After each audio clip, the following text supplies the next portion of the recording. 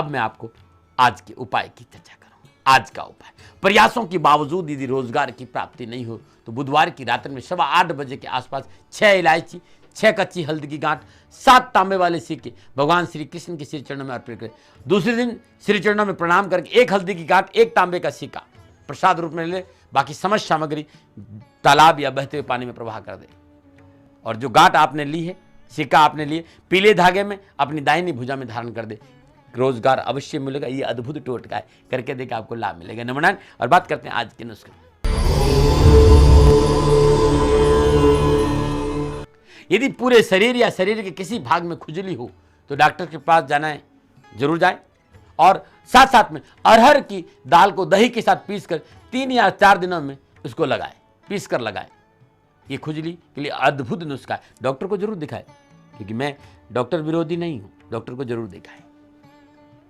काली मिर्च और गंधक को बारीक पीस ले और घी में अच्छी तरह फेंट कर शरीर पर लगाए और धूप का सेवन करे, इसलिए खुजली शांत हो जाए। ये अद्भुत है, करके देखिए आपको ला। ये छोटे छोटे मेरे नुस्खे, छोटे छोटे मेरे उपाय, ये सारे नुस्खे, सारे उपाय आपको www.shanidham.in पे मिल जाएंगे। और इनको अधिक जानना है तो इस पे मैंने बहुत किताबें लिखी है। यदि आप इन किताबों मंगाना चाहते हैं या आप चाहते हैं कि आपको जन्म कुंडली बनाए, आपको अपनी जन्म कुंडली चाहिए, तो 9910692001 9910692001 इस नंबर पर संपर्क करके आप जानकारी हासिल करें। लेकिन इस नंबर पे कभी ये नहीं कहें कि दाती महाराज से बात करा रहे, क्योंकि मैं इस नंबर पे नहीं रहता हूं। इस बात का ध्यान, ये आपको बुक्स और जन्म कुंडली के लिए सपोर्ट करेगा। और बात करते हैं आज के दाती गुरु मंत्र की। मनुष्य का असली लक्ष्य भवसागर से पार होना चाहिए, असली लक्ष्य। और भवसागर से पार तब रहेगा जब वो दीन दुखियों की सेवा करेगा, जब वो गरीब को गले लगाएगा, निराश्रितों को गले लगाएगा, बेसहारा को गले, गाय को गले लगाएगा। गरीब, गाय और लड़की, कन्या, इन तीनों की जो सेवा करता है वो जीवन में कभी दुखी नहीं रहता है और भवसागर से पार हो जाता है। मानव जीवन की सफलता इसी में है कि वो दूसरों के लिए जिए। और दूसरों के लिए जीते समय एक और सूत्र याद रखें कि कर नेकी और जूता खा, मैं खाया हूं तो भी खा। नेकी कर, जूता, नेकी कर, हार पहनने की इच्छा नहीं करिएगा, इस ध्यान रखिएगा। नेकी कर, जूता खा, मैं खाया हूं तो भी खा। इस सूत्र को जीवन का हिस्सा बना दो, मिलेंगे और उसी से जीवन बैलेंस होगा। यदि आपने सेवा करी और आपकी वाह वाह हो गई तो आपको कुछ नहीं मिलेगा, आपका अंदर अहंकार पैदा होगा और अहंकार अति दुखद डमरुआ। आप समर्पण भाव से सेवा कर रहे हो और तब भी आपको प्रताड़ना मिलती है तो प्रभु का आशीर्वाद समझना चाहिए। और मैं तो हमेशा इसके लिए तैयार रहता हूं, हमेशा, क्योंकि जीवन जीने का आनंद ही तभी आता है। और फिर मैं तो कहता हूं भाई, एक साधु को, एक संत को मान और अपमान से क्या लेना देना। ना अपमान में परेशान होना, मान में फैलना चाहिए। मान और अपमान से आगे आ जाओगे तो प्रभु भक्ति हो जाएगी और जीवन संसार में आनंद से जी लोगे। भगवान की कृपा से भवसागर पार होना है तो मान और अपमान दोनों से दूर है। मैं जानता हूं गृहस्थ जीवन में बड़ा कठिन है निभाना, लेकिन वास्तव में आनंद तभी आएगा करने की। और जूता खा, मैं खाया हूं तू भी खा। मैंने जिंदगी में हमेशा यही, हाँ, मेरा एक सूत्र है और इस सूत्र को अपना दो, करने की और जूता खा। जैसे पहले कहते थे ना कि नेकी कर दरिया में डाल, उससे भी ये थोड़ा सा सूक्ष्म है, नेकी कर जूता का। और जब इस सूत्र को आप अपना दोगे तो जीवन एक एक क्षण के लिए आनंद से भर जाएगा। फिर टेंशन नहीं रहेगी, फिर तनाव नहीं रहेगा, क्योंकि लालसा ही नहीं है, चाह ही नहीं है।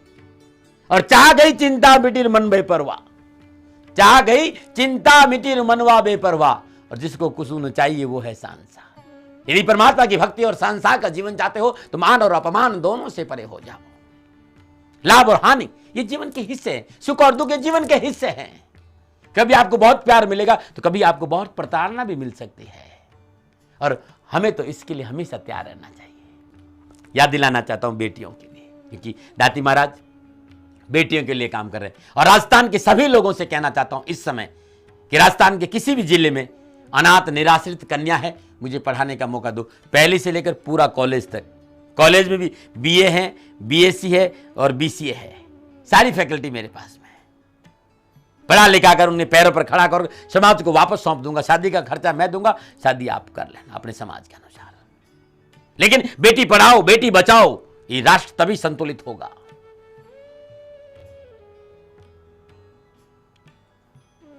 प्रयास करना चाहिए।